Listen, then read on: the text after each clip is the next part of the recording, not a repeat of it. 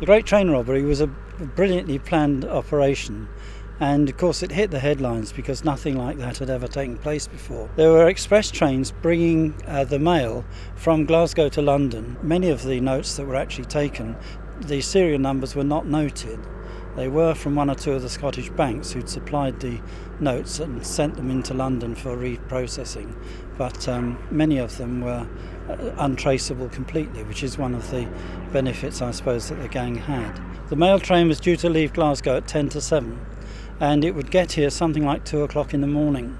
Many of the carriages were used for sorting as the train went along. So you had postal workers, and there were 3 postal workers in a high value carriage. But the arrangement was they had 2 people who went up to the signals fairly near Leighton Buzzard. They covered up the light, the green light, and had a battery operated amber light there for caution. And then much nearer to here, at a place called Sears Crossing, which is about half a mile from us, they had a red light, the same. They covered up with a builder's glove so that the train eventually stopped there. And at that point, the assistant driver, the fireman, got down the embankment and was going to try and find out what was happening. And at that point, the fireman got down onto the track and was immediately bundled down the embankment by some of the robbers. They then went up to the cab, and Jack Mills, the 58-year-old driver of the train, got coshed.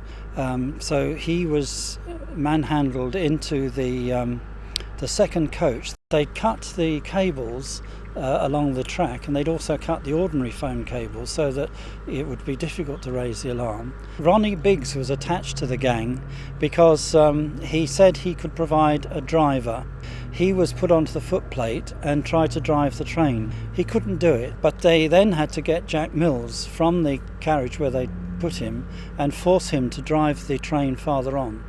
And so they then brought it to Bridego Bridge. It's on a small rural road. It's the middle of the night. They'd all dressed in army overalls, and they'd got 2 Land Rovers and an army lorry that they'd stolen from somewhere.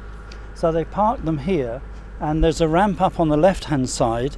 You can't see it now because these trees have all grown up in the 40-odd years since it all happened. But at the time it was a bare ramp that they could just walk up and down quite easily up to the level of the train. They all then started unloading mail bags. I think they left 7 out of 120 odd that were on the train, and they were loading them up into 2 Land Rovers and this army lorry. And then eventually, after about 40 minutes, everything was done. They'd loaded them up, the vehicles were full, and they decided they'd drive off back to the farm that they'd hired over near Oakley, Leatherslade Farm. Normally the consignment would be worth about £200,000 to £300,000, but on this occasion it was over £2.5 million worth of notes and things on the train. They played Monopoly and they drank beer, and in fact they left fingerprints on the Monopoly set and on some of the bottles, and that was the downfall of some of them later on, even though they tried to clean up before they left.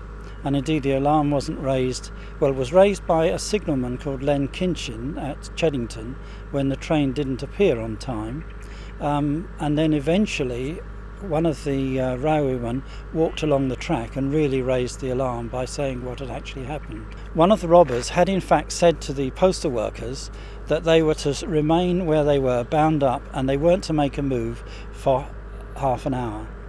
Now that suggested that they weren't going that far, and when the police started their investigation they really combed the area within, say, 20-30 miles of this site here. Leatherslade Farm was quite near Brill, and there was a local policeman who'd just been appointed to look after Brill Police Station, and his name was John Woolley, and he and his sergeant were alerted to something suspicious at Leatherslade Farm, and that was the start of the investigation. I think they were originally charged and went to Linslade Court, which was then in Buckinghamshire in Wing Road, but that's far too small a place, and according to the press the main trial activity was based in Aylesbury.